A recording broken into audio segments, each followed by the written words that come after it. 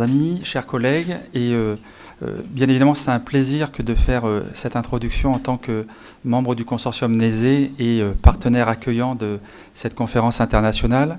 Alors juste pour finir sur la question de la langue, on a la chance d'avoir inscrit la conférence neZEH, donc hôtel presque zéro énergie, dans le cadre d'une semaine dédiée à l'environnement construit durable.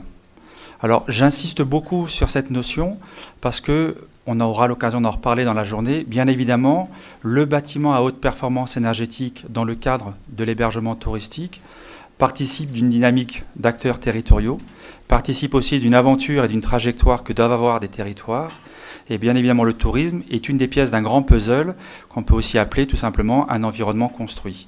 Alors on a voulu inscrire cette semaine non seulement avec des acteurs pas toujours classiques au sens touristique du terme, puisqu'on est ici sur des acteurs plutôt ciblés sur la ville, mais on a aussi voulu l'élargir encore plus pour l'inscrire dans une composante climat. Climat, alors non seulement parce qu'il y a un agenda international qui plaide, évidemment, puisque vous êtes tous au courant qu'il va y avoir la conférence climat de Paris, alors on aura l'occasion d'en reparler, mais qui néanmoins n'est pas simplement une énième conférence climat, qui est aussi un instant où collectivement on doit trouver un accord contraignant, ambitieux, pour une mise en œuvre réelle, pour essayer de rester dans une trajectoire de limitation de la température moyenne en termes d'augmentation à 2 degrés, d'ici à la fin du siècle. Donc on n'est pas du tout sur juste un discours, on doit rentrer dans du concret, et on voit bien que le bâtiment fait partie des opportunités d'action, et évidemment le secteur touristique aussi. Alors je le disais, on a voulu élargir volontairement cette conférence à aussi d'autres acteurs qui sont eux-mêmes bien évidemment impliqués sur la transition énergétique, sur la transition dans l'environnement construit, sur la transition au sens climatique du terme.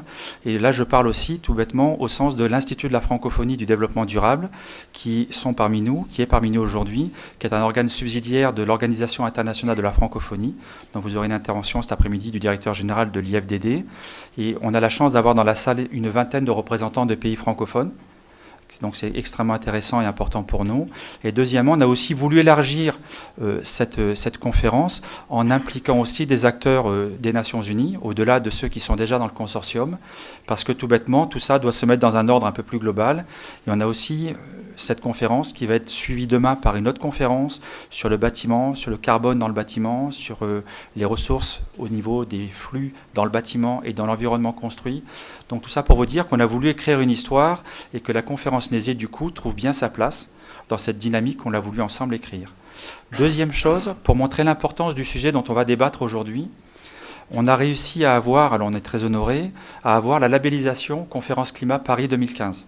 Alors pour ceux qui ne connaissent pas, c'est l'accréditation officielle du gouvernement français dès lors qu'il y a un événement qui va contribuer non seulement sur une vision politique de la transition, mais aussi sur une vision extrêmement d'opérationnalité, de mise en œuvre. Et la petite chose, le petit clin d'œil qu'on a, c'est sur l'ensemble de cette semaine que nous avons fait avec nos amis de la francophonie, des Nations Unies et du programme neZEH, donc de la Commission européenne, c'est d'avoir l'intégralité de cette semaine qui a été labellisée COP21. Donc on est quand même assez fiers parce que pour la petite histoire, je crois que c'est le premier événement qui dépasse 3 jours qui est labellisé COP21. Donc c'est quand même pas, ce qui prouve qu'il y a une attention réelle et qu'on ne va pas simplement débattre d'un sujet d'opportunité économique et ou énergétique, mais on parle bien aussi d'une vision d'un territoire en transition et c'est exactement ce qu'on a voulu faire ensemble ici. Alors, pour maintenant terminer mes quelques mots d'introduction, alors moi je suis fondateur, président d'honneur d'Énergie 2050, ici acteur simplement dans le cadre d'un réseau et d'un consortium qui s'appelle neZEH, on aura l'occasion de le présenter plus en détail. On vous accueille ici dans la région PACA, qui est aussi un des terrains d'application de ce programme, puisqu'il y a, vous le verrez plus tard, il y a des projets pilotes qui sont mis en œuvre, et ici il y a des projets pilotes qui vont se mettre en place. Mais je vais revenir un petit peu juste aussi sur les quelques mots par rapport à l'agenda international et du pourquoi on prend cette conférence très au sérieux. On doit, dans le cadre de ce projet, s'intéresser à des hôtels presque zéro énergie, dans le cadre de la rénovation. Alors c'est un mot qui, lorsqu'on le raconte comme ça, c'est facile à dire. L'air de rien, dès lors qu'on essaie de le mettre en œuvre, et je viens de voir tout de suite monsieur le président du syndicat des hôteliers de Nice, quand j'ai dit ça, qui a levé les yeux, et il a bien raison. Ça paraît juste un petit mot quand on le raconte, mais en pratique, quand vous avez des hôtels qui ont déjà un taux de remplissage important, leur parler d'aller vers une excellence énergétique qui va être extrêmement consommatrice de ressources, ce n'est pas quelque chose qui se fait d'un claquement de doigts. C'est aussi un engagement et il faut questionner l'énergie, non pas simplement comme une finalité, mais aussi comme une opportunité. Et c'est ça un peu toute l'intelligence de ce projet. Alors, on en parlait tout à l'heure avec le technical officer de la Commission, c'est que ce projet, il est porteur d'innovation à plus d'un titre. et c'est ce qui en fait toute son originalité. Il n'est pas simplement porteur parce qu'on va parler d'énergie. Il n'est pas simplement porteur d'innovation parce qu'on va parler de bâtiments, puisque finalement ça on sait faire. Il n'est pas non plus tout simplement innovant parce qu'on parle de tourisme, parce qu'effectivement il y a des initiatives, tourisme bas carbone, territoire zéro carbone, il y a plein de choses. On sait faire, on sait en parler. Mais l'air de rien, c'est qu'il mélange un peu tout ça, et que si on s'arrête juste à la question énergie, qui est dans le titre du projet, finalement il n'a pas de sens. Il n'a pas de sens pourquoi ? Parce que c'est des rénovations lourdes. C'est des rénovations qui dépassent le cadre d'un mandat d'un manager d'hôtel. C'est des rénovations qui s'inscrivent dans la durée. Et quelqu'un qui va s'engager sur quelque chose de massif, qui peut des fois dépasser les 100 000, 200 000, peut-être plus, selon la taille de l'hôtel euro, pour rénover un hôtel qui devienne presque zéro énergie, ça ne se fait pas comme ça. Ça se fait aussi en questionnant l'énergie et qui doit devenir une opportunité d'aller plus loin. D'aller plus loin veut dire jouer sur les taux de remplissage, jouer sur la perception que le client peut en avoir et pourquoi pas sur une complicité que peut en avoir le client, les tours opérateurs, les autres acteurs de la chaîne économique, pour finalement utiliser le vecteur énergétique comme une simple opportunité de donner un sens à un service qui va être consommateur de ressources, qui va générer aussi une activité économique et puis aussi créer quelque part une attractivité. Et c'est toute cette aventure qui a essayé de questionner ce projet, qui est compliqué, vous le verrez, qui n'est pas facile parce que c'est évidemment des gros sous dont on parle et évidemment dès qu'on le traduit dans l'opérationnalité, pas simple. Mais c'est ni plus ni moins que les mêmes questions qu'on a sur le climat. Comment donner un sens à finalement ces grandes trajectoires qu'on essaie de mettre en place et les rendre opérationnelles pour que les acteurs in fine, qui soient acteurs économiques et ou le consommateur, s'en emparent. Voilà, donc ce projet, c'est un peu ça qu'on va essayer de mettre en œuvre, dont on va vous présenter les premiers résultats. On est dans une phase un peu de tournant puisqu'on attaque les projets pilotes, on aura l'occasion très largement d'en reparler. Et bien sûr, vous aurez l'occasion d'échanger avec l'intégralité des membres du consortium. Et petite conclusion qui me fait quand même sourire, on est en compétition actuellement avec le maire de Nice qui fait l'ouverture, et la salle est quand même pleine. Ce qui prouve que ce sujet crée quand même de l'attention. Parce que normalement, quand vous avez une autorité politique qui parle, l'autre salle ou les autres salles à côté sont assez souvent vides. Là, on est quand même assez content de vous avoir et on vous remercie de votre présence. Je vais sur ce passer la parole à M. Chan qui va vous donner une introduction puisqu'on est ici en terre d'accueil pays du Sud et pays du Sud de la France. Et donc, il aura l'occasion de dire quelques mots et ensuite, on va introduire le programme de la journée et les différents intervenants viendront au fur et à mesure vous expliquer l'objet de nos débats. Je laisse la parole. Merci. Merci beaucoup. Excusez-moi. Oui, bonjour. Je ne suis pas maire de Nice, rassurez-vous. Mais je voudrais quand même, en tant que Niçois, vous accueillir à Nice. En plus, je suppose qu'un certain nombre d'entre vous logent dans des hôtels, donc logent chez mes adhérents. Et je vous remercie d'être venus. Vous savez que la présence de notre maire à côté le souligne. Ce territoire a, et on va en reparler, des ambitions en matière d'environnement, comme probablement tous nos territoires, avec plus ou moins de bonne volonté derrière. Je vais essayer de vous parler non pas de bons sentiments, non pas de nos petits-enfants, de nos arrière-petits-enfants ou de nos enfants, c'est pas le problème, mais simplement de vous montrer que l'environnement, c'est aussi un intérêt économique. Parce que lorsqu'on parle à des entreprises, que ce soit des hôtels, que ce soit même des destinations, il y a quand même toujours la question, bon, ok, vous me dites d'investir, mais qu'est-ce que je vais avoir comme retour sur investissement ? Et ça, je crois que c'est quand même important. En France, en tout cas, je ne connais pas tous vos pays, malheureusement, mais les discours écologistes sont souvent très romantiques, c'est merveilleux. On parle des enfants, on parle des petits oiseaux, on parle de la nature.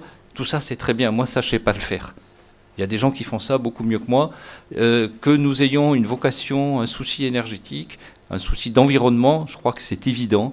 Donc je vais essayer d'être beaucoup plus réaliste, peut-être un peu trop réaliste de temps en temps, avec un certain nombre de sujets qui me paraissent évidents. D'abord au niveau de la destination, au niveau de nos clients, parce que nous sommes une industrie de service comme une destination, comme une compagnie aérienne, comme une compagnie de transport. Et ce qui est important, ce sont nos clients d'habitude, et puis nos personnels, et puis les économies que cela peut générer. Vous l'avez vu, je ne sais pas si vous connaissez notre destination, c'est un territoire évidemment exceptionnel, évidemment merveilleux, mais qui a quand même un certain nombre de contraintes qui sont à la fois un atout. Nous sommes coincés entre la mer et la montagne. Vous l'avez vu probablement en vous posant à Nice, il y a la mer évidemment, mais il y a aussi la montagne. On est un peu comme Sochi en Russie. Il y a cette combinaison, et ceux d'entre vous qui ne le savent pas, vous pouvez aller faire du ski l'hiver à moins de 2 heures de voiture de Nice, donc c'est quand même quelque chose d'assez rare dans le monde. Mais cela impose des contraintes géographiques qui nous posent de grosses difficultés en matière de transport. Nous avons une ligne de chemin de fer qui a été construite au 19e siècle. Il y a beaucoup de projets de lignes à grande vitesse, mais qui sont encore à l'état de projet et qui, dans les meilleurs des cas, ne sortiront qu'en 2030. Donc aujourd'hui, notre seul moyen d'arriver, c'est de venir en avion. Nous avons une seule autoroute qui est complètement saturée. Si vous êtes venu en avion, vous n'avez pas eu l'occasion de l'expérimenter. Mais essayez d'aller de Nice à Cannes, il y a 30 km. Il faut en général minimum 1 heure, voire plus, pour faire ces 30 km. Donc on est vraiment très très contraint au niveau des transports. Et vous savez tous que le tourisme sans transport, ça n'existe pas, c'est aussi simple que ça. On a un aéroport qui fonctionne très bien. Vous avez vu certainement en arrivant qu'il était relativement contraint, il n'y a pas beaucoup de surface. On arrive à gérer aujourd'hui à peu près 11 millions de passagers. On va saturer autour de 17-18 millions à peu près de passagers. Et puis après, mais ça c'est des problèmes internes français.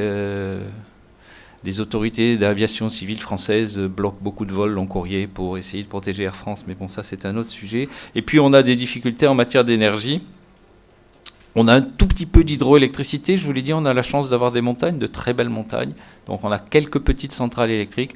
Mais la plupart de nos énergies viennent de la vallée du Rhône. Vous savez que c'est là où la plupart des centrales nucléaires françaises sont situées. Donc on a des lignes à 400 000 volts entre la vallée du Rhône et ici, avec de temps en temps on a eu des difficultés. Et puis on n'a non plus évidemment pas d'énergie fossile. Tout ce qui est pétrole et gaz vient de Marseille et de l'étang de Berre, donc à 200-220 km de Nice. Donc vous voyez un territoire un petit peu quand même difficile. Rien n'est facile dans ce monde, il n'y a pas de territoire parfait. Par contre, ce qui est important à nouveau, ce sont les clients. Parce que nous sommes dans l'humain, nos clients sont aujourd'hui demandeurs. Alors pas tous, il y a des pays qui sont plus sensibles que d'autres. Je ne voudrais froisser personne dans cette salle, mais les Français en général ne sont pas très demandeurs en matière d'environnement. Les Italiens non plus. C'est plutôt un souci d'Europe du Nord. Nos amis allemands sont très demandeurs, les Scandinaves sont très demandeurs, les Japonais sont très demandeurs, ils ne sont pas en Europe du Nord, pardon. Les Anglais aussi. Ça dépend un peu des nationalités. Notre clientèle russe, l'environnement, c'est pas leur problème. Parce que la Russie c'est grand, il y a de la place, on va pas s'embêter avec ce genre de détails. Par contre, sur l'Europe du Nord, et c'est un de nos gros marchés. Et vous savez que pour nous, le Nord, ça commence à Avignon. Donc il faut quand même... ça fait une grande partie. Donc sur l'Europe du Nord, il y a une vraie demande sur l'environnement. Il y a beaucoup d'entreprises aujourd'hui qui ont dans leur politique de voyage l'impératif d'aller dans des hôtels ou dans des transports qui sont éco-friendly, pour parler français. Par contre, la difficulté, c'est d'arriver à présenter ces efforts. On fait tous de l'environnement. Pour les francophones parmi nous, Molière avait écrit qu'on fait tous de la prose sans le savoir. C'est vrai, on fait tous de l'environnement sans le savoir. Quand vous éteignez la lumière, vous vous aidez à protéger l'environnement. Il faut quand même essayer d'aller un petit peu au-delà, d'où la nécessité de labels. Je pense qu'on en reparlera cet après-midi. Il y a un peu trop de labels aujourd'hui au niveau mondial. En général, on en a retenu les 3 principaux, Green Globe, Clé Verte et European Ecolabel. Et puis, il faudrait aussi que ces labels soient un peu mieux promus, mais ça, je pense qu'on en reparlera cet après-midi. Je l'ai dit, je l'ai répété, nous sommes une industrie de services, donc avec des femmes et des hommes qui sont nos clients, mais qui sont aussi nos personnels. Et nous avons tous un besoin impératif de formation. L'époque n'est plus où on faisait de belles études et à 25 ans, on arrêtait de faire quoi que ce soit et on avait toute sa carrière devant soi. Il faut en permanence se former. L'avantage de l'environnement en formation, c'est que c'est quelque chose qui n'est pas uniquement de la formation, qui n'est pas perçu comme de la formation directement utilitaire par nos personnels. C'est-à-dire qu'en général, on dit à nos personnels, vous allez apprendre l'anglais, comme ça servira pour mieux accueillir vos clients. Bon, accessoirement, ça vous servira aussi un peu, mais c'est vraiment dans un but utilitaire. Alors qu'une formation environnementale, lorsqu'elle est faite par un intervenant extérieur et qu'elle est bien faite, ça joue aussi pour le personnel. Parce que ce qu'il aura appris dans cette formation, il peut rentrer chez lui et lui aussi peut-être avoir quelques réflexes sympathiques qui vont lui donner bonne conscience, mais aussi lui faire économiser un petit peu d'argent. La difficulté, comme dans toutes les formations, c'est de faire une formation initiale, mais de faire après une formation continue, parce que tout change. On a des nouveaux employés qui arrivent, il faut arriver aussi à les former. C'est pas parce qu'on a fait une formation il y a 2 ans de tout le personnel qu'entre-temps, il y en a qui sont partis, il y en a qui sont arrivés. Il faut arriver à le faire d'une manière assez continue. Alors, il n'y a pas de recette miracle, mais la présence d'un comité environnement dans l'hôtel est quand même quelque chose de sympathique. Et on s'aperçoit, dans ces occasions-là, qu'il y a des gens dans le personnel, pas forcément ceux auxquels on pense, qui sont motivés et qui ont envie de faire quelque chose. Et ça, c'est toujours fabuleux. Lorsque quelqu'un est motivé, il travaille toujours mieux et il est toujours plus performant. C'est normal, c'est humain. Alors les économies, je pense que vous les connaissez tous, je ne vais pas revenir là-dessus. Dans un hôtel aujourd'hui, et on est loin du zéro énergie, on y arrivera peut-être en 2050 si on continue à travailler. Pour l'instant, on en est plutôt à une stabilisation, voire à une baisse des consommations. Mais c'est déjà pas mal. Le plus gros sujet, c'est en général tout ce qui est relamping. Il est bien évident que lorsque vous changez des ampoules, et que moi c'est mon cas dans mon hôtel, le Splendide à Nice, on avait 1500 ampoules halogènes de 50 watts, on a mis des ampoules de LED de 4 et 6 watts. Je ne suis pas très doué en mathématiques, mais je suis sûr que vous l'êtes, vous pourrez faire l'opération, et on arrive quand même à une économie en termes de consommation qui est très importante. Non seulement en termes de consommation directe, mais les ampoules halogènes, vous le savez, elles chauffent. Donc l'été, c'était comme si on avait 1500 petits radiateurs. Donc aujourd'hui, on consomme aussi moins de climatisation parce qu'on a moins de chauffage direct par ces ampoules. Bien sûr, l'isolation. Alors c'est vrai que nous ne sommes pas dans un pays très très froid et que l'hiver, on n'a pas de gros problèmes de chauffage. Encore que, je vous le disais, nous avons des montagnes. On a des montagnes, on a des stations et des hôtels à 1600 mètres d'altitude. Eux, ils ont besoin d'être bien isolés l'hiver au niveau du chauffage. Installation également de pompes à chaleur au niveau de la climatisation, ça a fait des économies qui sont assez sensibles. Et puis, comme dans beaucoup de villes européennes, on a des problèmes de déchets. Vous savez qu'on produit tous beaucoup trop de déchets. On a des résistances locales pour faire des nouveaux dépôts, des déchetteries, etc. Aujourd'hui, une partie, pas pour la métropole, mais pour Cannes, par exemple, une partie des déchets des Alpes-Maritimes sont enfouis dans les Bouches-du-Rhône parce qu'on n'a pas la place de les enfouir ici. Donc tout ce qui concourt à réduire les déchets est quand même important. Et puis là aussi, il y a un petit intérêt. Il ne faut pas le dire, mais lorsqu'on dit à nos clients, vous voyez comme on est bon, on est écolabel, on ne met plus de petits shampoings, de petits savonnettes individuelles, on met des dispenseurs de ces produits, c'est quand même une sacrée économie. C'est une énorme économie dans les hôtels en termes de rentabilité immédiate. Alors c'est vrai qu'il y a des clients des fois qui ne sont pas très contents parce qu'ils aiment bien rentrer chez eux avec leur petite savonnette, avec leur petit shampoing, mais ça nous donne une bonne excuse. Il faut quand même de temps en temps aussi être réaliste. Et puis on peut aussi avoir des compacteurs, on peut avoir tout un ensemble de choses. Je ne vais pas rentrer dans les détails, vous les connaissez. C'est un écolabel ou un label quel qu'il soit, c'est aussi un bon moyen de faire parler de soi. Vous connaissez les journalistes, ce sont des gens merveilleux, mais ils ont besoin qu'on leur donne du nouveau, newsworthy. Et on n'est pas tous les jours newsworthy. Et puis si j'appelle un journaliste en lui disant « formidable, j'ai changé 3 moquettes et j'ai changé 4 bidets », ça n'intéresse personne. Si je leur dis « regardez, j'ai fait un écolabel » ou « j'ai fait telle mesure » ou « j'ai fait ça », ça les intéresse. Donc c'est une occasion de faire parler de soi. Vous voyez, je suis vraiment très très réaliste, presque cynique par moment, mais je pense qu'il faut avoir un langage réaliste lorsqu'on s'adresse à des chefs d'entreprise. Bon, et bien sûr, dans la publicité, ce qu'on appelle aujourd'hui du buzz, en français comme en anglais, et qui fait que ça donne l'occasion de faire parler de soi sur Facebook, sur Twitter, sur tout un ensemble de réseaux que vous connaissez bien. Voilà, j'espère ne pas avoir été trop long, d'être resté dans les temps. Je vous remercie de votre attention. J'espère à nouveau que vous passerez un bon séjour sur la Côte d'Azur, et puis bien sûr que vous reviendrez et que nous arriverons, grâce à tous nos efforts, à réduire nos consommations. Merci beaucoup.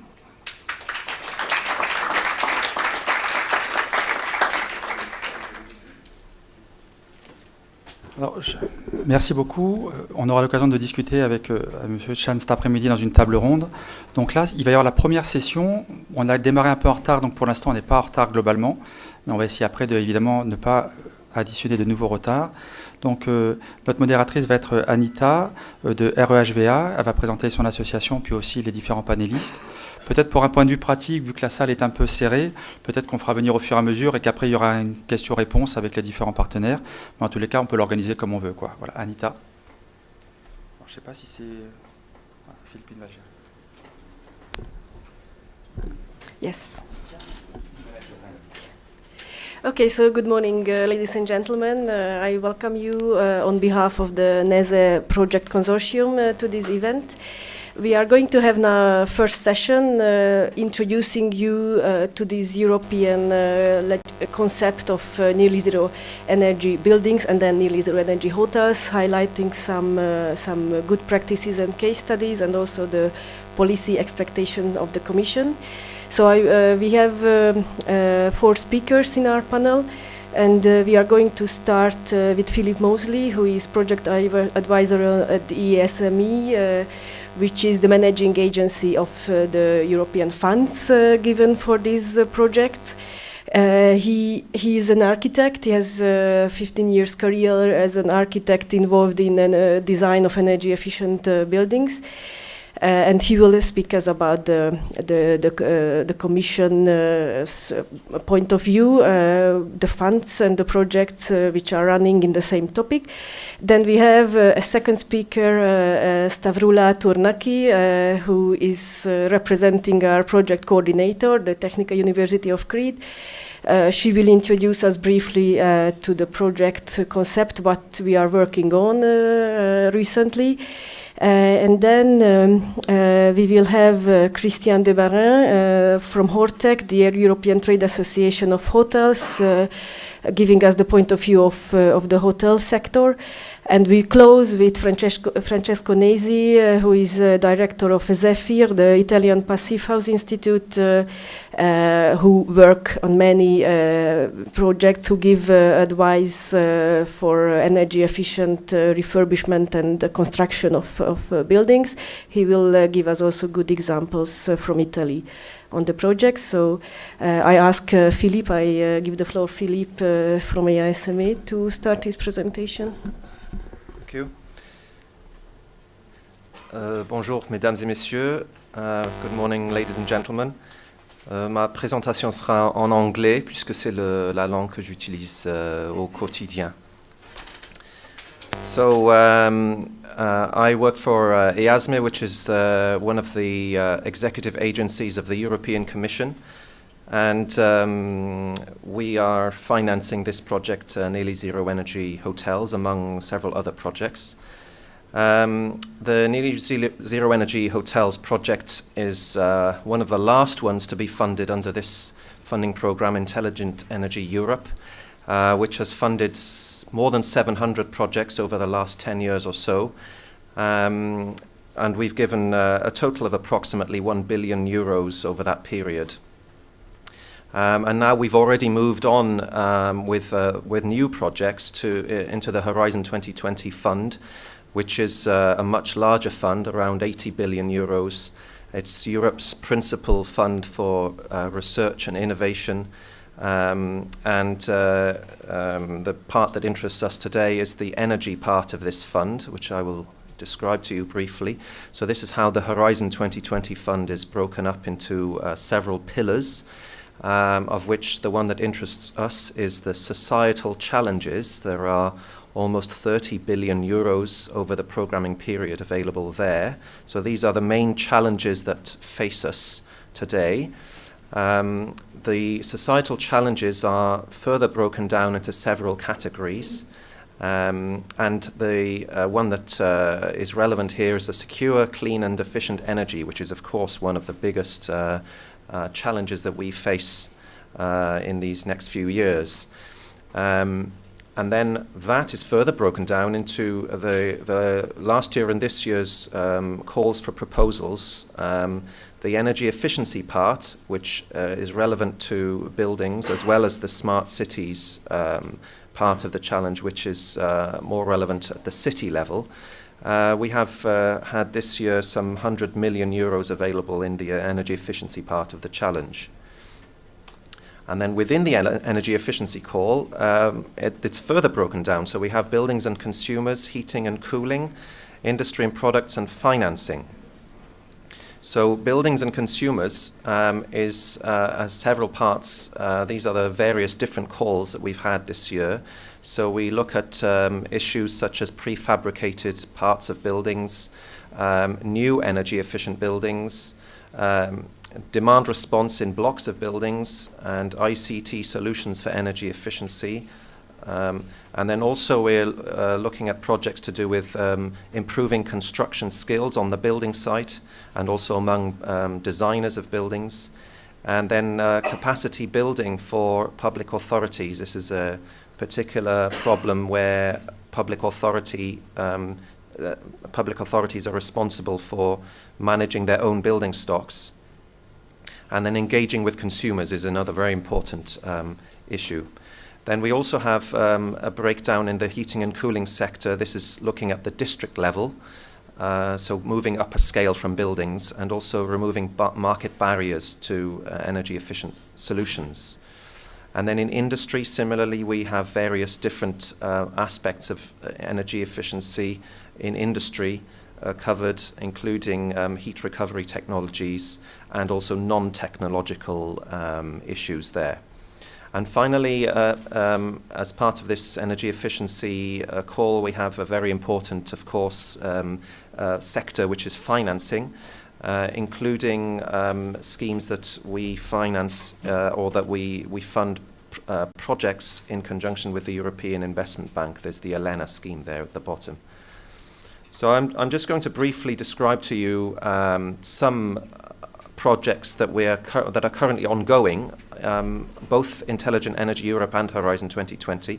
Apart from the nearly zero energy hotels, there are many other projects working with buildings, and including this one is nearly zero energy renovation, neZEH. So this one analyzes technical solutions based on their ability to reduce energy use. So it involves renovation city action plans and national roadmaps. And then the results at the end are expected to be at least 20 successful case studies analyzed and presented, and 6 city action plans in 5 different countries. Then we have a project called Total Concept, which is ongoing as well. This project aims to demonstrate that large-scale energy performance improvements in existing non-residential buildings can satisfy profitability demands set by the building owner or investor, and thus become a market driver for major refurbishment of existing buildings. Then we have this project which focuses on sports buildings. It aims to support the refurbishment of existing sports buildings through step-by-step renovation.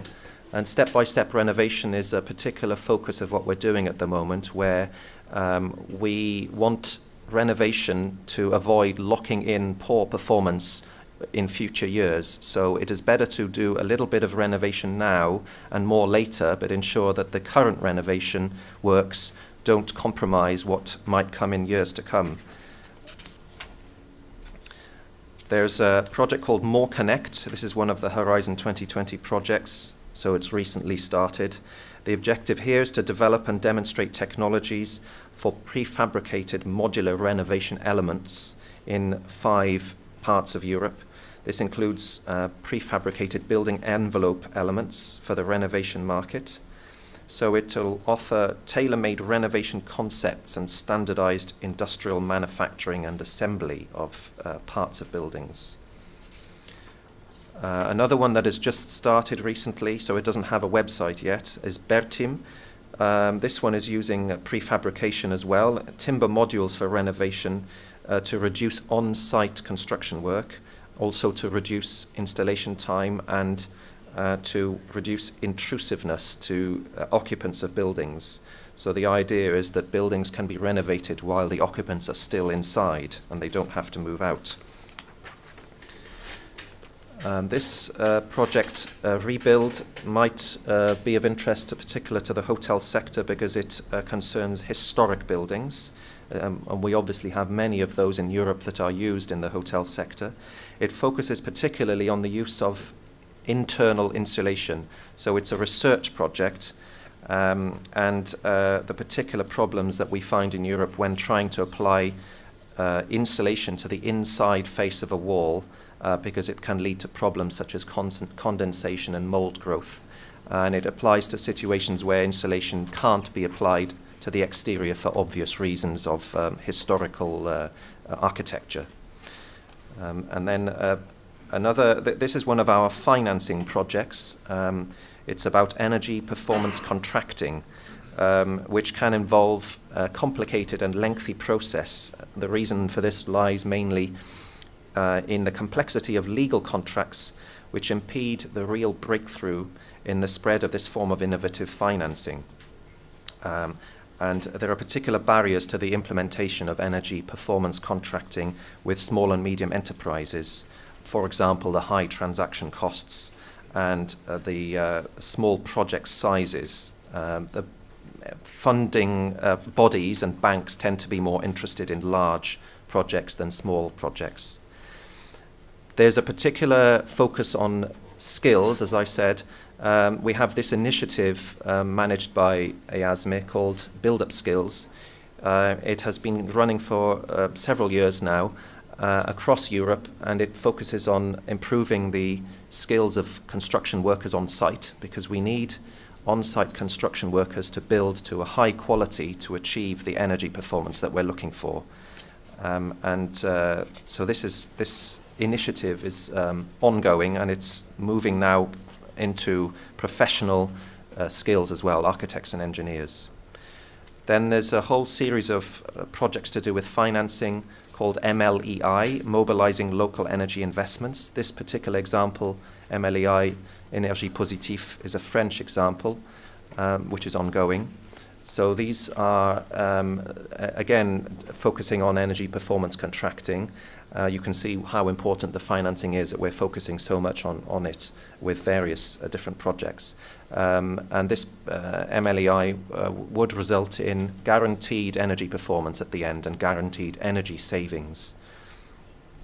So these and the lessons that we learn from these and other projects help us at the executive agency to feed the results back into a policy for the future to our colleagues in the European Commission. In particular, we work closely with our colleagues in Directorate Generals for Energy and Research.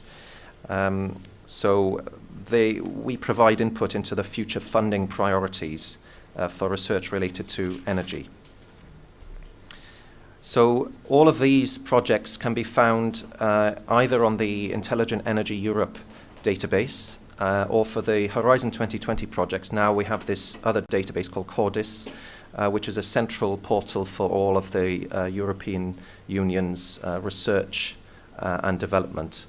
And so if you want to look up any of those and any others, they're quite good. You can search with keywords and find all kinds of projects. There are hundreds of them.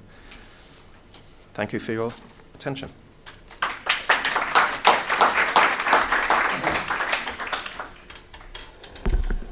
Thank you very much, Philip, for especially for the brief but comprehensive overview of ongoing initiatives in the same topic.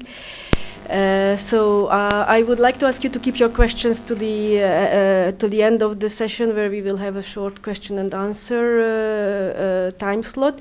And now I would like to invite Stavroula to the floor to speak about the project concept. Stavroula is, as I mentioned, the coordinator of the project manager of our neZEH project, and she works at the Technical University of Crete. So please, Stavroula. Thank you, Anitya, for the introduction.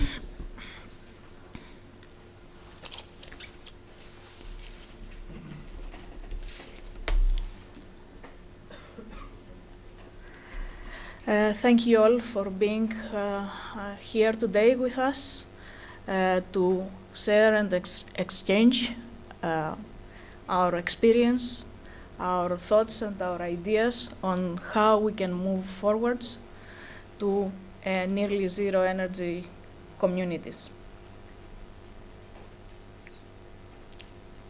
Energy is today a critical issue in the daily agenda of hoteliers, both in terms of economics and also for their environmental profile.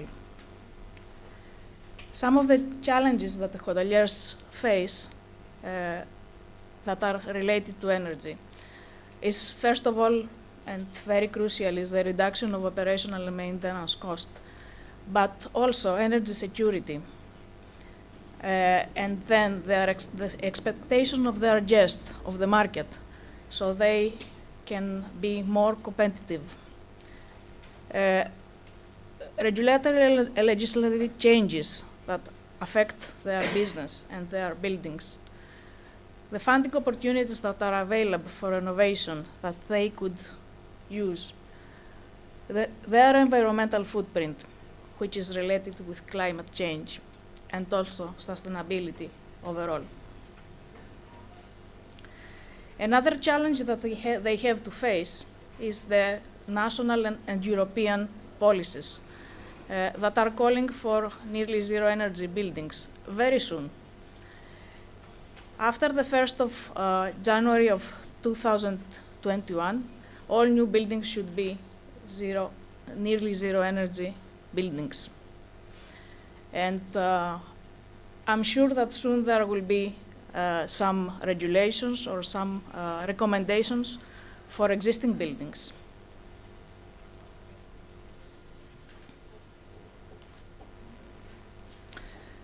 What is the aim of our project? It's true that although there are huge opportunities to the hotel industry for energy efficiency, actually today there are not so many lighthouse examples that can be used to motivate hoteliers to go a step forward towards that direction. neZEH aims to help to large renovations in the hotel sector towards making their buildings nearly zero energy. How we do that? Providing technical advice, demonstrating the competitive advantages and the sustainability of such projects, and challenging through capacity, further large renovation through capacity buildings and some policy recommendations that we found during developing the project. Last but very important is to showcase some best practices that we'll build together with our partners and promote the front runners all over Europe, so to trigger replications of the project. The countries of neZEH: Greece, Romania, Croatia, Italy, France, Spain, and Sweden.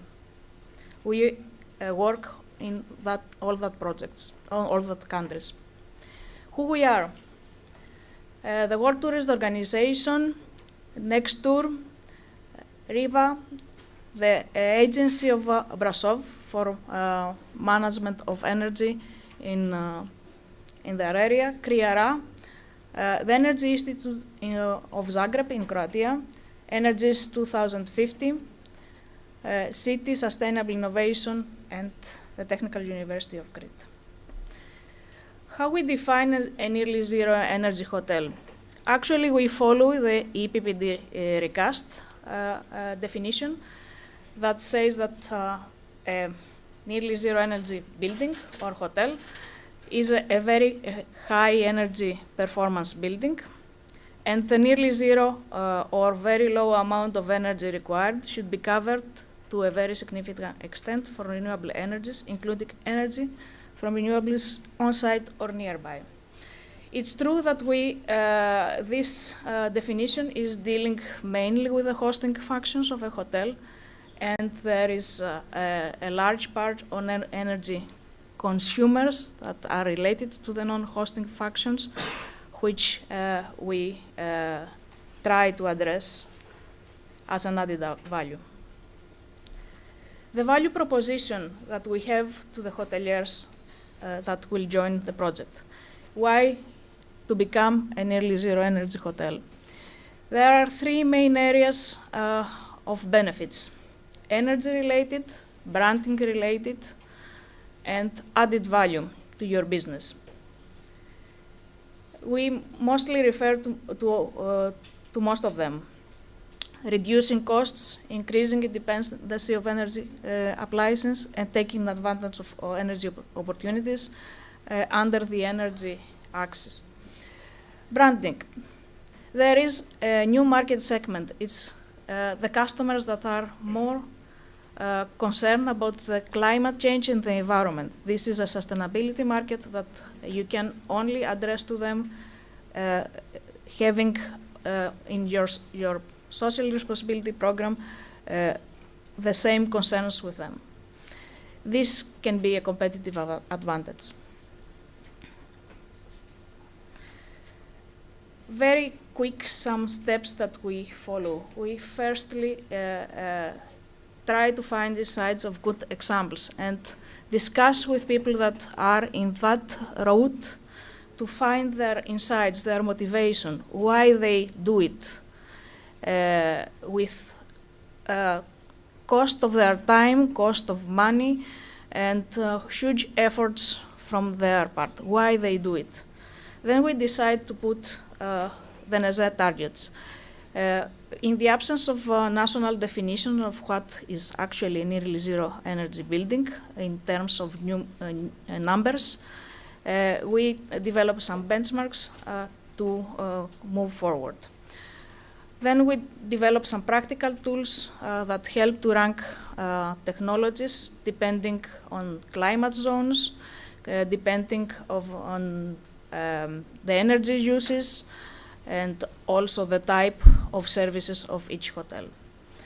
Capacity building is something that we consider very, very crucial in that area. And we build on real examples. We talk about this later. Front runners will be our lighthouses for the future. And we scope to see how we can go forward drafting a roadmap. 14 to 16 hotels are moving towards neZEH already. This is their pictures, and you can find more in our website. Being a nearly zero energy hotel, in our perspective, is also including the behavioral change, not only energy efficiency and renewable energy. Previous speakers already talk about this. It's very, very important that behavioral change takes part into this puzzle. We try in the project to link stakeholders, hotel industry with market and technology, policymakers and financing. And we propose to you all join the neZEH network. There is a number of tools and information that you can get from as the project that is going forward. And we would like to have the opportunity to inform you about our findings and our good examples. This is our website. Thank you.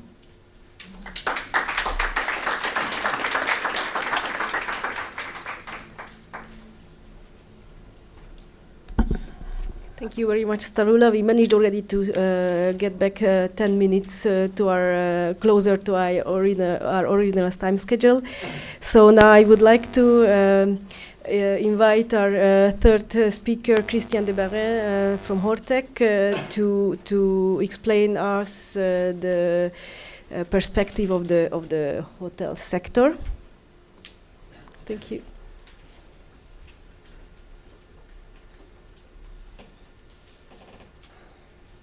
Thank you very much, Anita. Good morning, ladies and gentlemen, dear colleagues.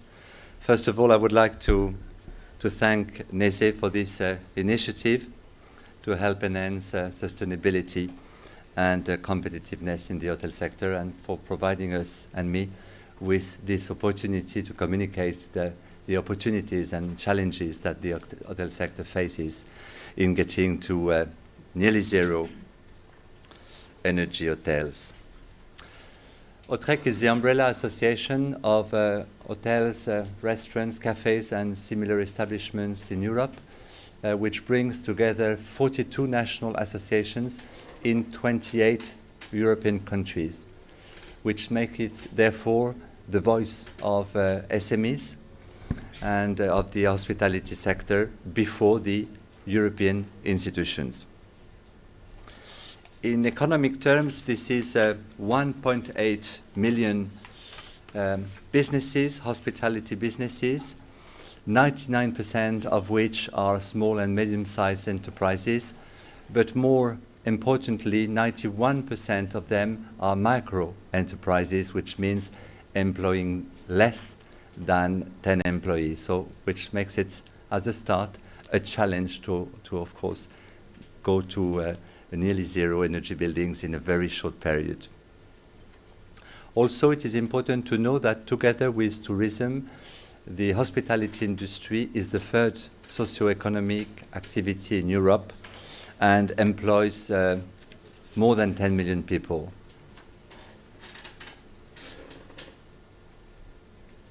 To now go to our topic of today, I would like maybe to start with having a look to the Commission's priorities for this sector, for the hospitality sector and tourism sector. Tourism has been a primary objective for the Commission for the past 5 years, at least, with Commission Tajani, and now with the new Commissioner Elżbieta Bieńkowska, new steps have been taken and priorities have been defined early January for the sector, 8 priorities in particular, and one of which is, of course, promoting sustainable and responsible tourism. It is, of course, extremely important for the competitiveness of the sector, and the goal is to keep Europe as #1 destination. If you look at the number of tourist arrivals in the world, it's more than 1 billion, and Europe is still #1 with 51%, but European, I would say, the rank of Europe has declined. It was 60% of the whole tourism arrival in 1980, and it comes to it would come to 40% in 2030. So, of course, sustainability is part of the answer. As said my colleague before, that's also an element, or we could call it a driver or an agent of change also for consumers to choose Europe as a destination. Very briefly on the Charter, so one of the elements of promoting sustainable and responsible tourism is a Charter which has been part of the communication from the Commission in 2010, and with one goal, of course, is to encourage policies to get to a more responsible and sustainable tourism policy and sector in Europe. This Charter is being revised and will be presented at the next forum, UNWTO, in March, which will take place on ethical and responsible tourism. And I'm glad to say that we have joined the Executive Committee for the Protection of Children on another topic, but which is part also of responsible tourism. The point, of course, that we wish to highlight, and which is highlighted in this Charter, but that we, as the representative body of hotels towards the EU institutions, is the challenge that we have with heritage building and cultural building, which makes it, of course, extremely different when, implementing energy-efficient measures. It's very different when you start with a new hotel, where definitely you can develop, the best sustainable and select your criteria, whether it's energy-efficient products or whether it's energy-efficient materials. But definitely, nearly zero energy hotels are part of the answer. As I said, for our position, I think that all the sector is involved to promote the use of energy-efficient products and renewable energy sources, the promotion of projects, of course, on SMEs for the development of energy and water resources management, which are very important.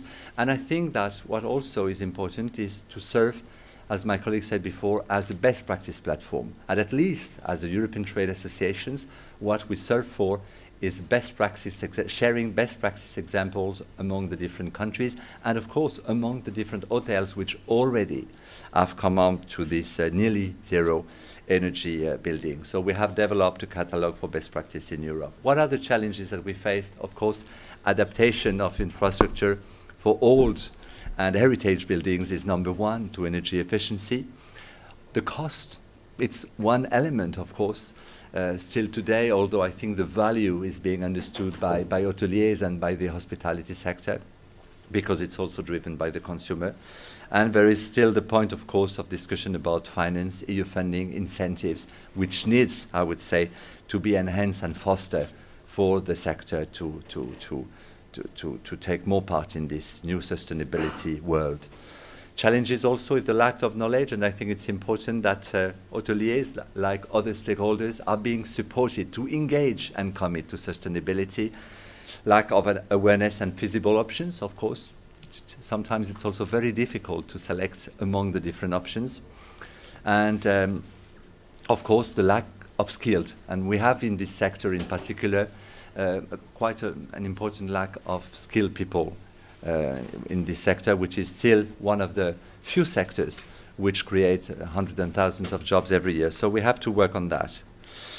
Of course, what should be the drivers for hoteliers and what, of course, neZEH, I would say, promotes is what it will be as a benefit, of course, at the end. It should reduce costs and help hoteliers to become more competitive. It is also a customer-driven demand that we see more and more, and that's an opportunity. And we should talk about opportunity to attract new clients that are looking for environmental-oriented hotels.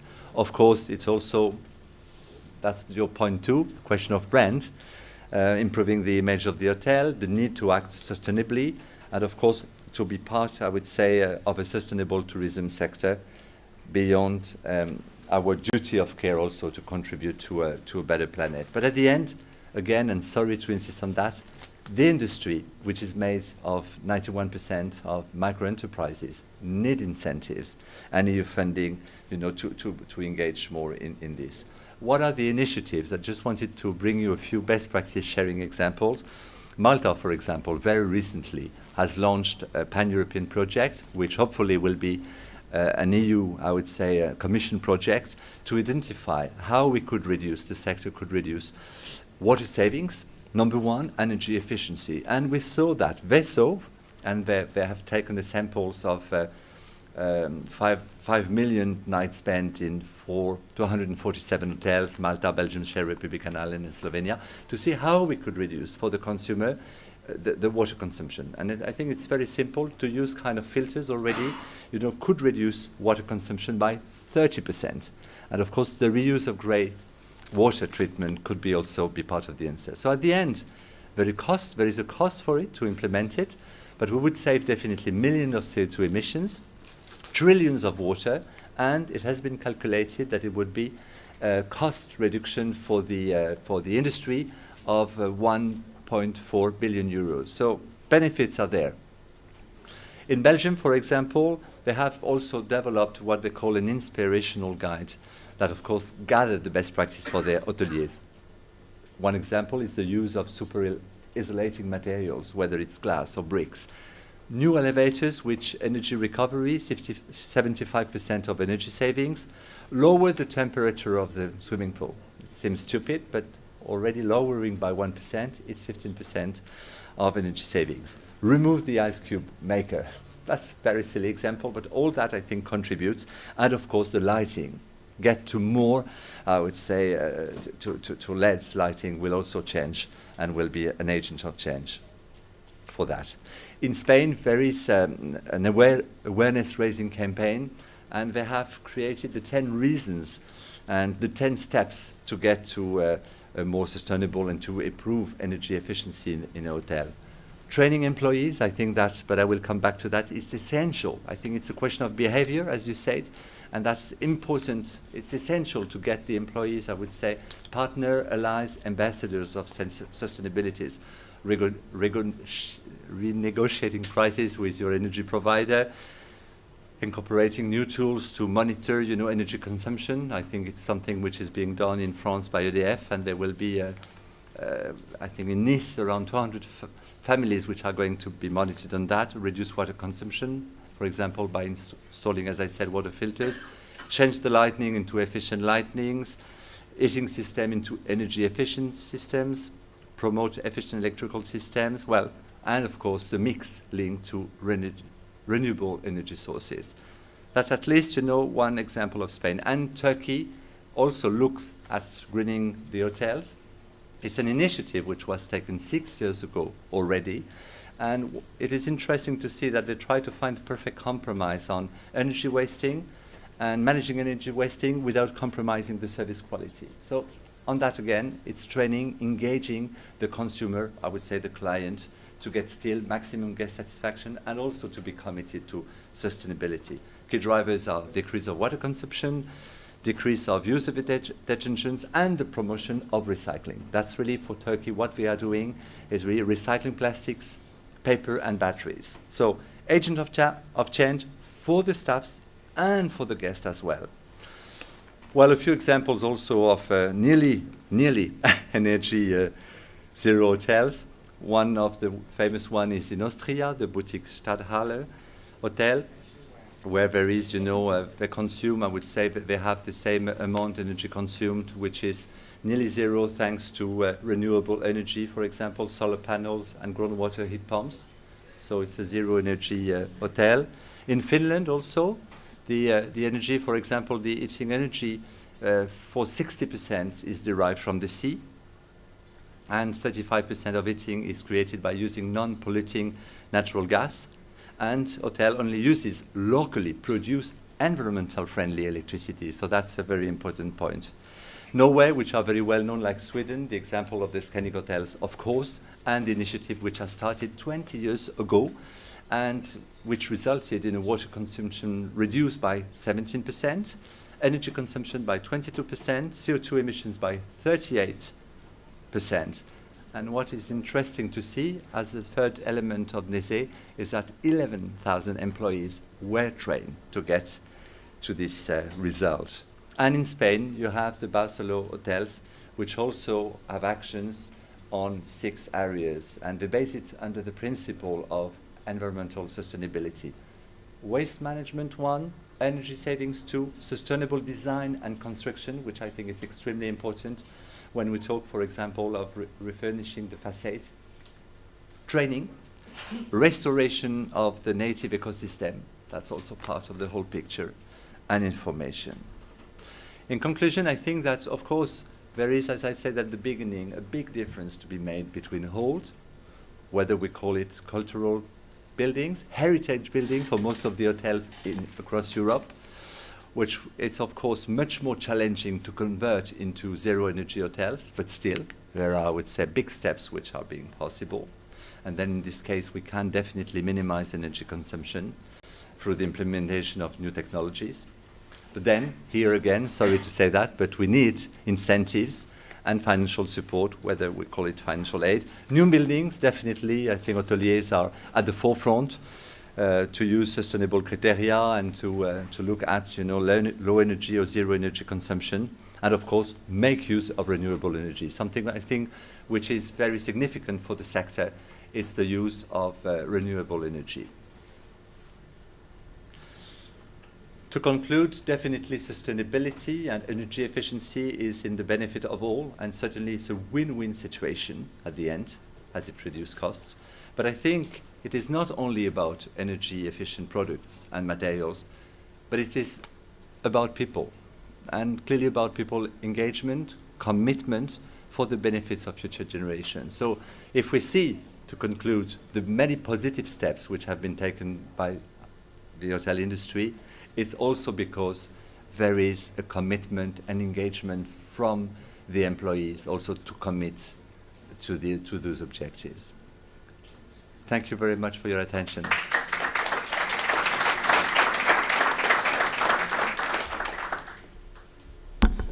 Thank you very much, Christian. And now I would like to invite Francesco to the scene to present us also good practices from Italy.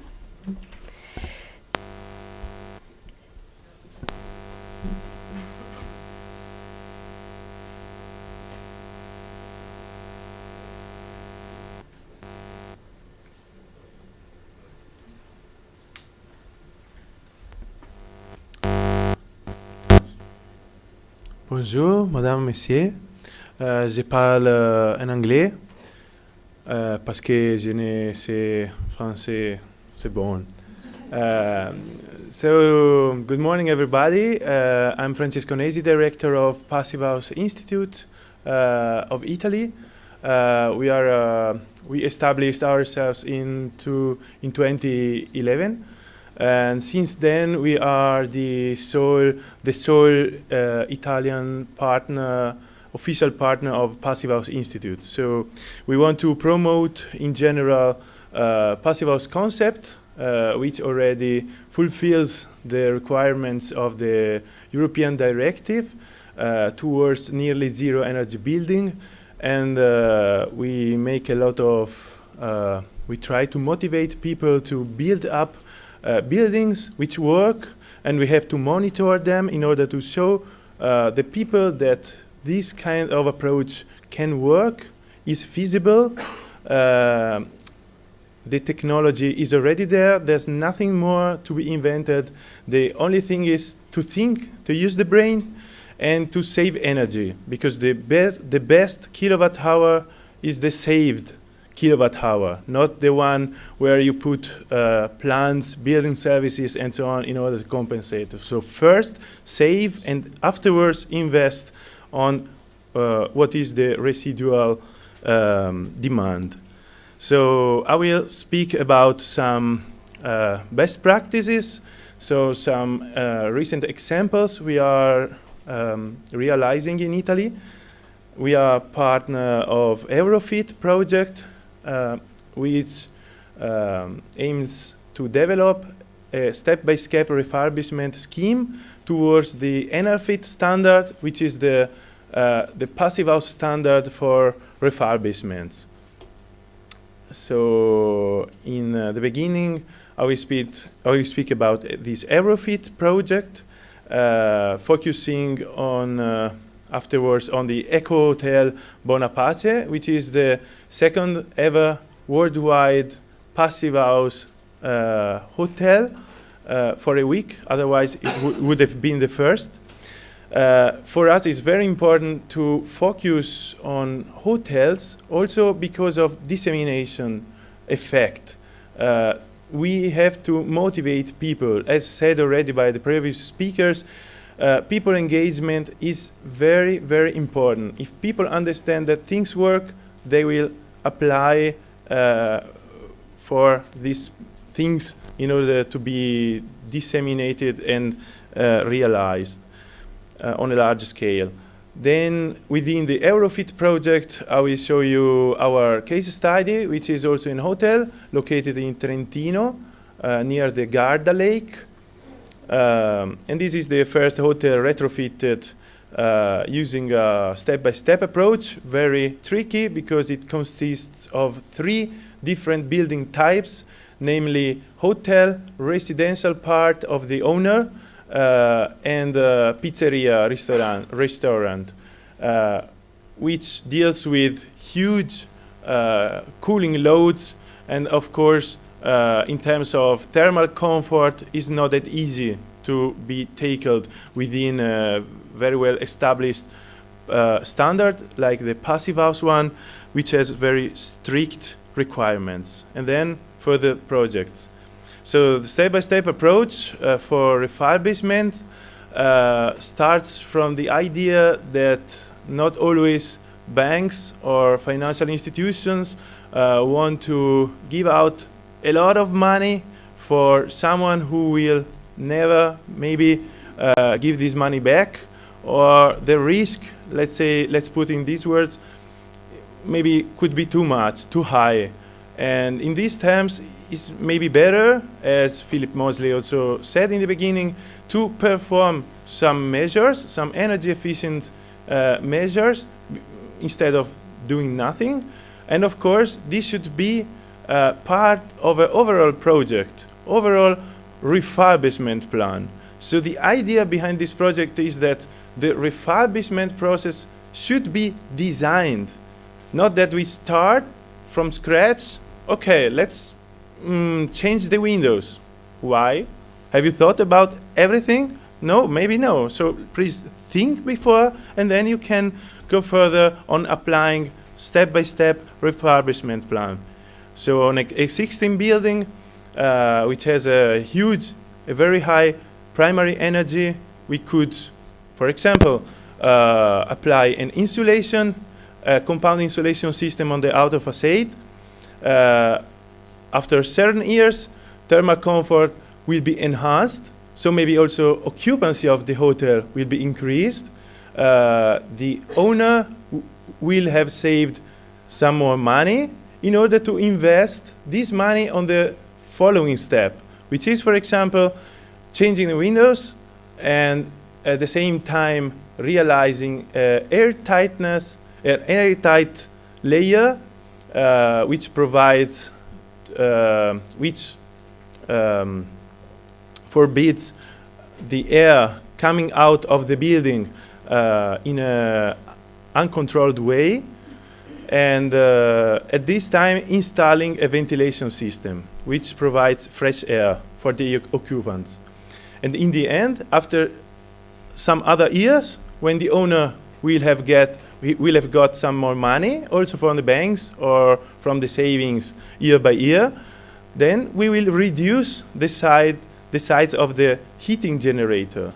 Because if we did it in the beginning, then in the end I would have had it too big for the demand. So the idea behind everything is to design the overall refurbishment plan. And in the end, to install renewable energy sources to compensate or to cover the residual demand. Of course, it's easier to finance because it needs smaller initial investment, and the components could be used till the end of their life cycle. For example, it doesn't make sense to change the window. It has still, 10 years life in its life cycle, so we can use it till the end of its life and then change it as soon as it becomes old and it has to be changed. The design, on the other hand, of course, becomes more complicated. Prices rise a little bit of the design process, and the building sites have to set up multiple times. So this, of course, is more uncomfortable also for the occupants, because you don't do it in one step, but you have to do it multiple times. So the first passive house hotel in Italy, second in the world, is this one, which is located very close to the Garda Lake, an altitude of about 70 meters. It is a new construction, so think about a crazy guy who decides to invest something like 2 million euros for building a new hotel in 2012. So he's a crazy guy, but he's a very smart guy, because he has another hotel, for example, and I will show you afterwards how much he saves with this hotel and the payback times he realized. So the challenges in the beginning and goals were to work towards the energy efficiency, to promote it, of course, by realizing a concrete example, enhance the thermal comfort in order also to enhance the occupation of the hotel. I will show you, so we want to show that it's economical convenient, and which promotes sustainability by using also some natural materials, and it serves for dissemination and also monitoring which is made on the hotel also serves for this purpose. So let's see which are the results. So we wanted to achieve energy efficiency. This has been first passive house hotel in Italy, second passive house hotel worldwide, is always occupied. It reached a high satisfaction of the users. So people come year after year because they feel comfortable. They feel themselves comfortable. It is economically convenient because it has extremely low running costs. For instance, compared to the other hotel, which has been built in a conventional way, now the same hotel of the other hotel of the same owner, in 1 month, of the other hotel. For heating, he pays the same amount like over the whole year for heating and domestic hot water with this hotel. So these are really amazing results, which make the payback times something like 5 or 6 years. The sustainability has been reached by use of PEFC timber. This has been built in cross-laminated timber coming from sustainable forestry and implementation of renewable energy sources. And for dissemination, you can look in Booking or in what people say about this on TripAdvisor, on whatever. People are extremely grateful, thankful to the owner because of the things they experience in this hotel. Think about this. People forced the owner to let the hotel open during winter times, even though around the Garda Lake everything closed, because they wanted to experience how one feels like in a passive house hotel. And this is the ceremony of giving them. So I'm a passive house certifier, so I give them the passive house plaque, and this is the overall result. The other is part of the Eurofit project. This is located also on the lake. We have a lot of lakes in Trentino, as you can imagine. This is a bit higher, so around 500 meters. Main challenges are, as I already said, limitation of the high internal gains, because we have a pizzeria, we have a cooking oves and so on, and we have to guarantee thermal comfort. We have 3 different building types within the project, and of course it cannot be that it closes for 1 year without working anymore. So we have to also to deal with the owner's needs, for example, on economical point of view, on the practical point of view. So this is the existing building on the left-hand side. On the right-hand side, the refurbishment project, which is being implemented from October on, when it closes, of course. So this last step will be to have a restaurant part and a hotel part and a residential part on the roof. This is the existing building. The figures on the left-hand side of the demands of the energy, primary energy, and so on. And on the right-hand side, our goals. So we already designed all the steps in order to achieve these results. Of course, on the air tightness, one can also get higher values. Let's see what we can do.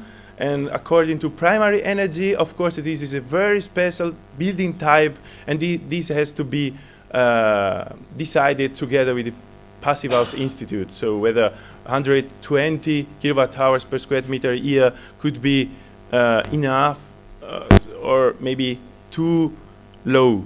These are the costs which are thought for the overall design, for the overall refurbishment plan. So in the design stage, we are the renovation of the ground floor, and then demolition and erection of the first and second floor, and then building services, installing of building services like ventilation systems, heating and domestic hot water generators, and so on in the last step, and finishing on the first and second floor, coming up with around 2 billion euro. These are the steps which are thought. On the left-hand side, in the red column, you see the heating demand. On the right-hand side, the cooling load. So cooling load has to be reduced, of course, because of the huge electrical consumptions in the heating demand as well, by achieving around 20 kilowatt hours per square meter in the year in the last step, for a reduction of about more than 90% of the consumptions of the existing building. We monitor all the performances and the indoor air quality of the existing building, and after all steps we have to start with the first one, so I only want to show you the actual measurements. We monitor the temperature, the relative humidity inside and outside, and we want with a low-cost monitoring device, which is Arduino, which is an Italian one. For the upcoming project, this is my last slide. We want to invest. We are in a network of bed and breakfast associations of hotels in the southern part of Italy, in Puglia, Bari, Lecce, if these names tell you something. You see here Trullis, for example. Of course, we have to deal also from time to time with internal insulation interventions, which is not trivial, of course, and we want to motivate the people to do something. So better than nothing, we have to do something, of course, by enhancing thermal comfort and energy efficiency. So I want to thank you for your attention. If you have questions, nice projects to where to involve us and so on, please call us. We will support you. Thank you very much for the attention.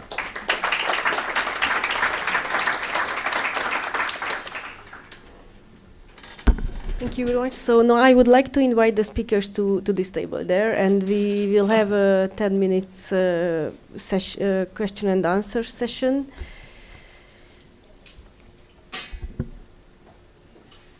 Thank you. So first, any questions from the floor, and please introduce yourself and tell you where are you from before the question.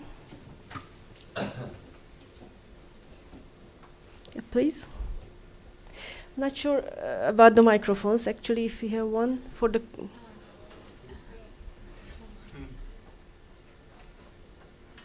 But then, can you speak up, please? I can be quite loud. So, my name is Matej Vajdic. I come from Croatia, from Energy Institute.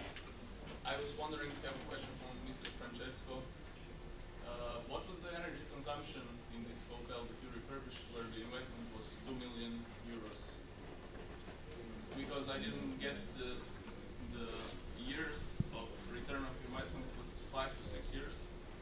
No, this is the payback time of the other hotel, which has been already built, not the one refurbished by step by step. Concerning this, we have still to perform the analysis because, of course, it depends also on the history of the building. We don't know what the owner will decide to do. This is our refurbishment plan. We will see in the next years what is the decision, what will be the decisions of the owner. We guess that it can get everything back in 7 to 10 years. Because, of course, if you do it one shot, you will get it in a lower payback time. But if you go step by step, of course, you save something, then you have a residual value which will give you some further savings in the future where you will apply some other interventions and so on. And, of course, it makes the payback time a bit larger. Yeah.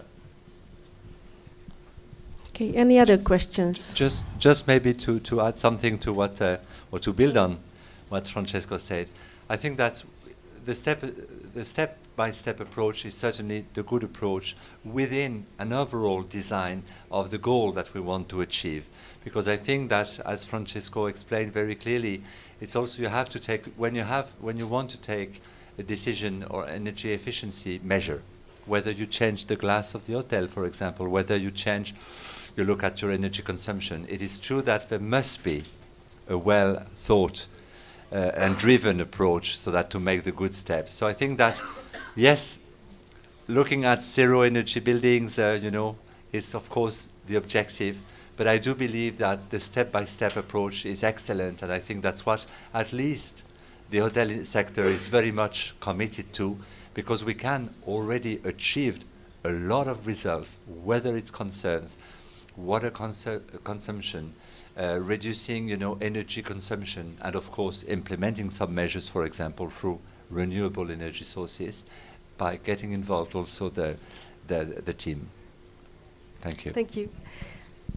Okay. If no questions at the moment, I also have a question to the panelists. Well, the most interesting question for me, based on the presentation, is that there are policies at European and actually national level targeting sustainable tourism, the tourism sector, and the energy. These policies are done in different parts of the European Commission, and also the organizations seem to be separated. So, question to the panelists: how do you see this problematic? If you have any cooperation within the Commission to Philippe or within the professional organizations representing the hotels?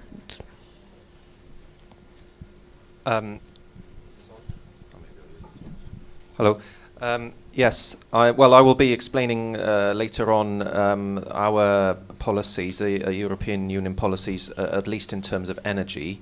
Obviously, the issues that concern hotel owners and the tourism industry are much wider than that, and so they go into all kinds of other areas, including environmental concerns and so on.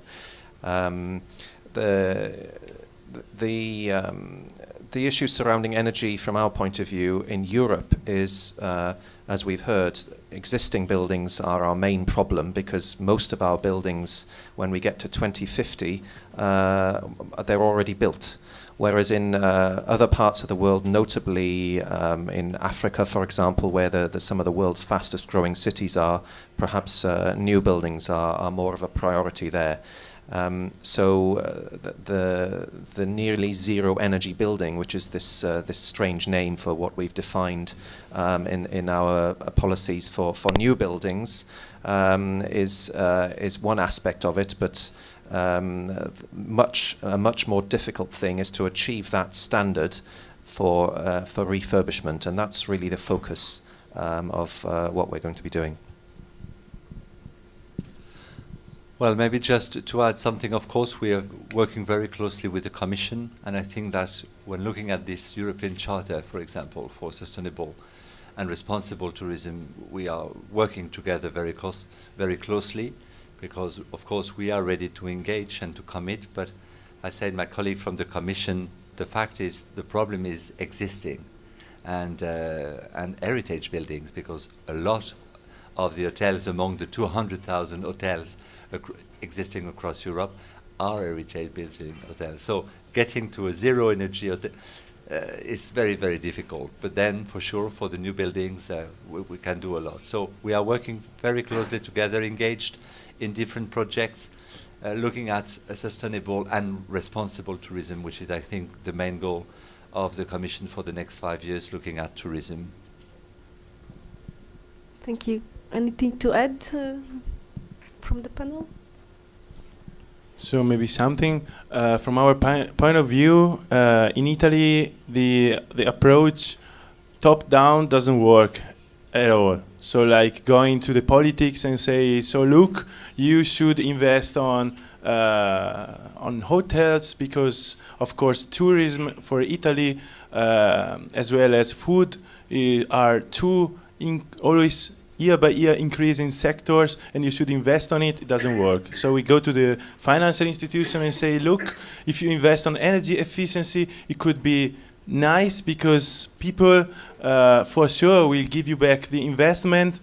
They don't want to hear about this. So we started a bottom-up approach, like trying to make networks among all associations or the operators or stakeholders on the market, in order to reach a critical mass and then go to the politics, and maybe politics will notice us somehow with real cases and best practices and decide to do something on it. And in the meantime, we will have reached some goals anyway. Maybe a word, and I'm sorry for that again, but on the question of funding. It is important to say that the hotel industry, the hospitality industry, and the tourism as a whole is one of the most regulated sector. Of course, it is a guarantor for the consumer. And we could say that this is a duty of care in a way, but it is clear that to further engage in sustainable tourism, since most of the companies are small and micro enterprises, we need to have support, whether we call it incentives or whether we call it EU funding. But I think it's very, very important because if we consider, as I said before, the 18 million jobs and the new economy that we see, which is also a new economy with the sharing economy coming, then there is also a part of the tourism heritage for the future that we have to look at. But definitely we are at the forefront and happy to commit more in the future. Just to add, because the previous panel said almost everything, that there is another issue, which is the technical capacity of people, and this is important in addition to the financing. So questions from the audience, please. Do we have a microphone in the meantime? I see there's something. What's that? This is a long cable. Okay, I will. Merci, je suis Ali Conté du Sénégal. Je suis journaliste en même temps. Juste une question sur le thème. Le thème global, c'est bâtiment presque zéro énergie avec le modèle sur les hôtels. Juste la question, c'est de savoir, est-ce que c'est possible zéro énergie? Est-ce que le terme n'est pas trop exagéré? Zéro énergie. Peut-on faire du tourisme avec zéro énergie?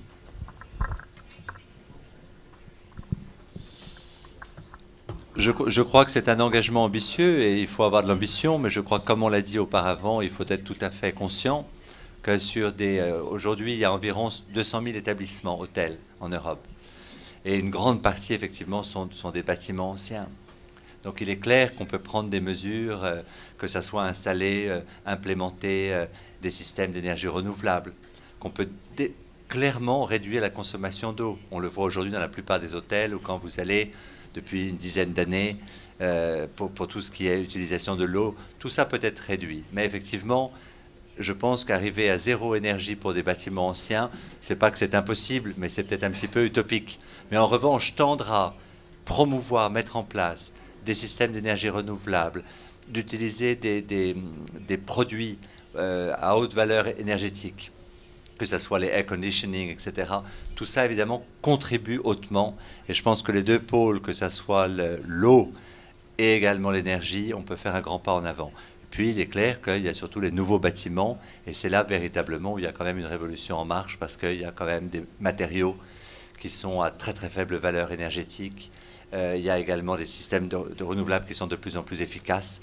Donc il y a cette approche holistique, je pense, dans la construction, dans le design d'un bâtiment nouveau, qui peut justement utiliser tous ces critères.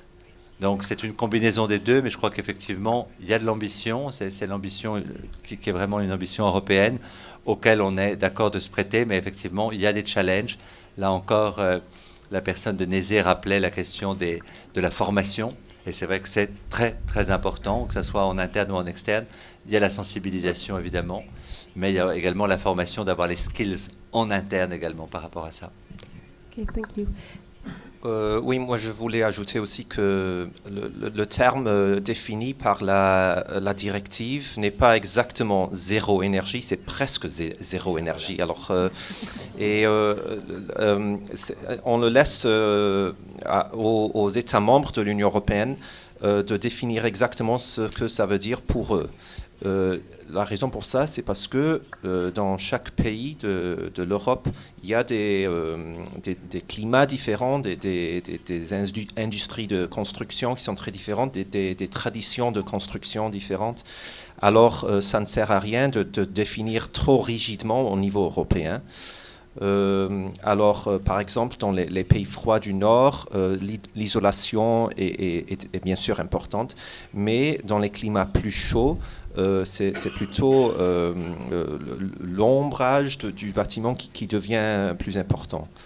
Et ça vous étonnera peut-être de savoir que même des partenaires de pays africains ont le droit de participer à nos projets de recherche et d'innovation dans le programme Horizon 2020 que je viens de vous présenter, et même de participer avec des supports financiers de l'Union européenne. Alors, si ça vous intéresse, les partenaires africains qui sont ici, vous avez l'opportunité de participer dans des projets de recherche financés par l'Union européenne avec des partenaires européens pour faire face à ces défis d'énergie. Thank you very much. So we can take the last two questions and then we have to close this session. So please, first this gentleman and then you. Oui, je suis Raoul Siemini, journaliste également. Je suis un peu préoccupé par vos présentations où je n'ai pas compris. Vous n'avez pas essayé de ressortir un peu en termes de gains. Vous avez montré que ces projets plus ou moins pilotes aujourd'hui sur les bâtiments presque, les hôtels presque zéro énergie faisaient revenir en termes de coûts un certain nombre rentrer et maximiser le revenu en termes de bénéfices pour les hôteliers. Mais comment est-ce que le client qui demain devra bénéficier de vos services profite naturellement de cette initiative qui déjà est une initiative isolée qui vise à démontrer que oui, vous êtes à l'écoute des enjeux sur le changement climatique et tout ça, mais à terme, est-ce que ce sont des initiatives bénéfiques? Est-ce qu'il suffit d'avoir un bâtiment avec de la verdure dessus pour faire de l'écologie? Est-ce qu'il suffit d'avoir un bâtiment avec des panneaux solaires? Surtout qu'il faut préciser, un expert l'a dit, le solaire sur lequel tout le monde aujourd'hui tend à se pencher n'est qu'une conséquence du réchauffement climatique. Alors, à la suite de tout ça, pensez-vous que si ces initiatives isolées sont faites, quel est le bénéfice naturel des populations, de la grande masse, qui naturellement, pratiquement n'en tirent pas profit parce que ces projets que je regarde en termes de... Excuse me, could you... Non, je coupe. Yeah, je coupe. Donc, j'aimerais savoir à peu près, en termes de bénéfices pour tout le monde, ce que le surplus que cela rapporte en termes de gains économiques profite naturellement à vos clients. Oui, vous avez raison que le client, bien sûr, pour les hôteliers est le roi. Et il est important de penser à eux quand on fait des investissements dans le bâtiment de l'hôtel. Les clients s'en foutent en fait de la consommation de l'énergie de l'hôtel. Ils veulent savoir qu'ils ont une chambre confortable et à un prix raisonnable. Alors c'est une question de présentation aux clients. C'est un peu la même chose avec les rénovations d'une maison simple. Si une personne veut investir quelques milliers d'euros dans une nouvelle cuisine, ou si ils veulent investir quelques milliers d'euros dans isoler leur toit, par exemple. Tout le monde choisira en premier la cuisine. Alors, pour les hôtels, c'est un peu la même chose. Il faut présenter l'investissement qu'on a fait comme l'ont fait quelques-uns des projets pilotes qu'on a vus, comme un avantage pour le confort du client. Oui, moi je crois qu'il faut s'inscrire à deux niveaux. Il y a une démarche sociétale d'abord qui est mondiale dans le développement durable. Et numéro 2, il y a effectivement un bénéfice qui doit être à la clé.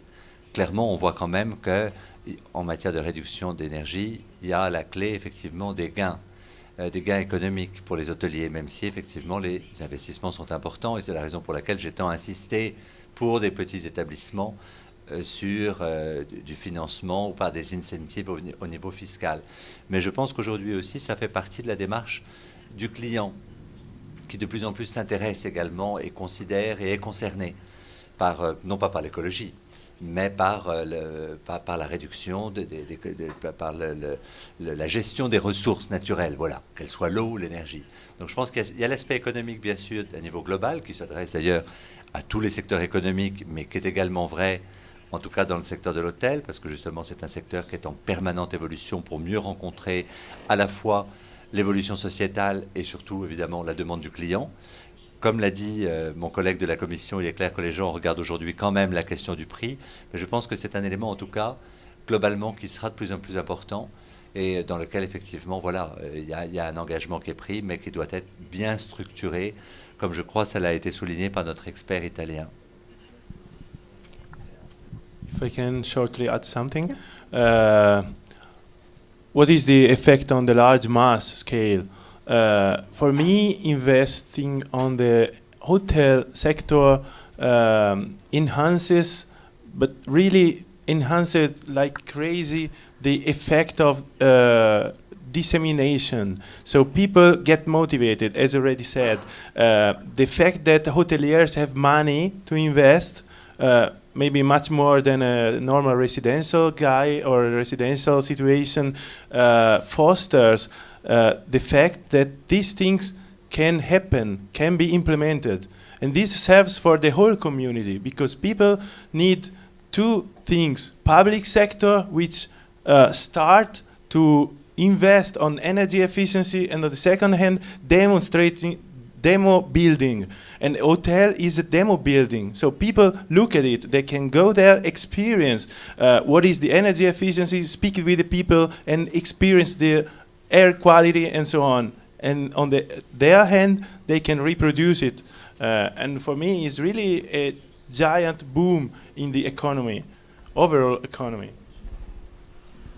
Thank you very much. And the last question from the gentleman here. If you still... Okay, it was already answered, very good. Okay, so thank you very much for your questions. I invite you to discuss further maybe in the coffee break which we have. So in the meantime, my colleague will show you how to come to the coffee break and just summarizing the session from my point of view. So what I learned, it's really an interesting challenge to target hotels and to fit the nearly zero energy building concept in the much broader and holistic sustainable tourism view of the hoteliers.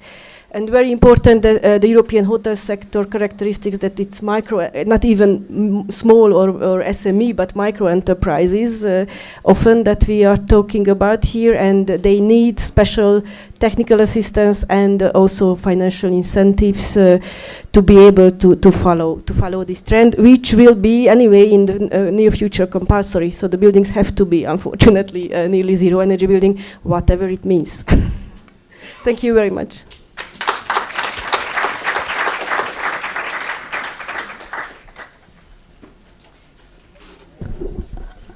So just to tell you for the coffee break, it's happening across the venue.